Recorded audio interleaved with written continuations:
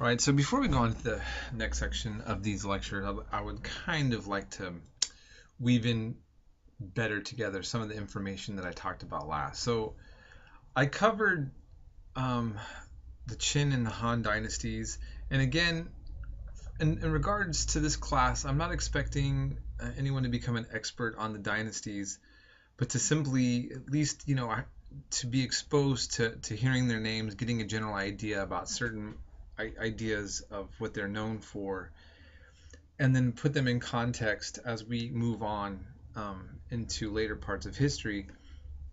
Um, the Silk Road, I mean, the little documentary clip that I showed is a little bit humorous in the sense that this writer really wanted to, what's that, toot his own horn or something like that. How's that saying go? In any case, he was really trying to make a plug that he did this great thing that no one else could do and no one else should even try. But I wanted to just kind of show you, though, that the Silk Road is something to boast about in terms of its length and through the areas that it would cross as it gets into the Mediterranean area. And so I just thought that little clip at least give you a visualization of seeing just how great of expanse this would connect from the east to the west, but then also show how in the modern context it's also a lot more complicated. And so if you were going to want to promote trade on that route, you would have to secure it better than even, let's say, that it is right now. Okay, but again, it's going to be a place of cultural exchange, and that's something that we'll get back to even more so. Move on.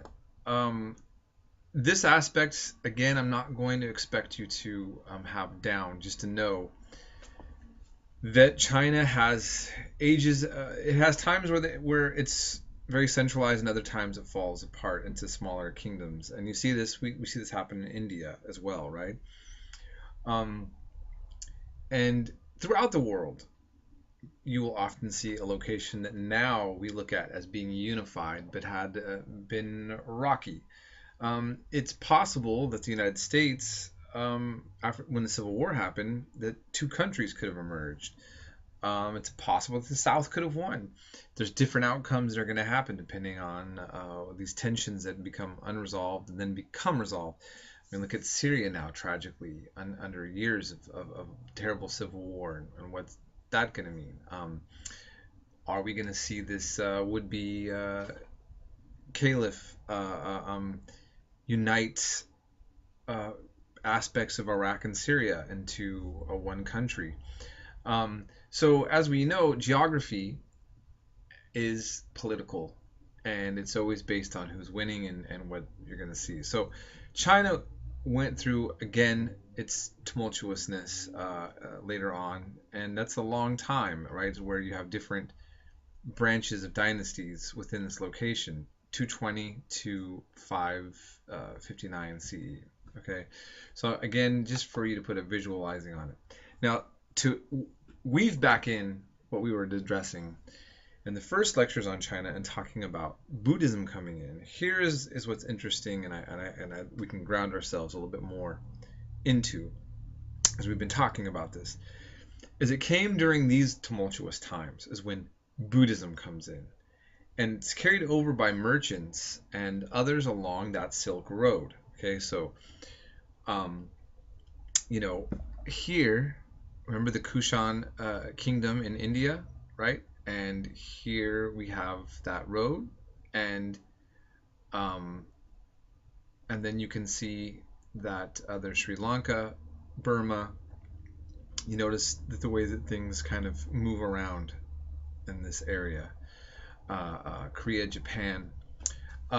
This is often viewed as similar to Taoism in the eyes of the common people. So it became part of popular religion. It's a foreign religion. Sometimes Chinese leaders are going to accuse that of Buddhism of being a foreign religion, and many of the students were mentioning that they always thought of Buddhism being so closely tied to China that we talked about the fact that for many people living in America, you just think of China and Buddhism just going together and not realizing that it is foreign to it. But again, so it comes here in this late period, right? Okay. Um, Buddhism begins to thrive in northern China around the 4th century. Okay. So we saw the disunity period was starting around in the 3rd. So we're talking about this coming in here in the north in the 4th century. Beautiful monument, right? We saw one of these kind of Buddhas in Afghanistan that was around for all these centuries getting blown up with a rocket on video. So many of you may have seen that very infamous video where the Taliban saw this as an idol and they blew up one of the Buddhas here and made it disappear. In any case, these do exist in many different places, and you can go up and visit them, and you can see how people can get up there. But what an amazing sculpture, right out of the side of a cliff. So by 400 CE, much of the north was accepting this new faith. In the south, Chinese Buddhists, Faxian went to India. He brought back texts and translated them into Chinese. And so that was important too, right? Is not just converting, but then also being able to have access to the information that was coming out of India. And this was happening in the 4th and 5th centuries. One of the south, one of the emperors in the south, can remember where we have China broken up into different spots, became a bodhisattva. A bodhisattva is someone who claims that they're preventing themselves from finding enlightenment to stay on earth and help others. That's a concept within a particular branch of Buddhism. Okay, but here we're seeing some of the leaders actually getting so involved that he even gives up the throne twice to be a monk. We see with the Sui Dynasty in the 6th century to the 7th century that it was unified by this short-lived dynasty, not really long, obviously. These resources were overstrained from trying to do great construction projects, such as the Grand Canal and reconstruction of the Great Wall. And they also suffered from having disastrous military campaigns against Korea. Much of the history of China and Korea is positive. At this time period, it was not. So now I want to switch gears into the Tang Dynasty. The Tang is one I do want you to know about. I want you to focus on because for those of us who like literature and art and culture, this is the celebrated dynasty that Chinese are all very proud of. We have the 7th to the 10th century. It's regarded by historians as a high point in Chinese civilization. Now, the Han period is really important, but this is considered even superior. Block printing was invented, and the making of the written word was available to way more people, to a vast amount of audiences. And many of the poets that come out of this time are celebrated and are learned by children and still in school in China to this day.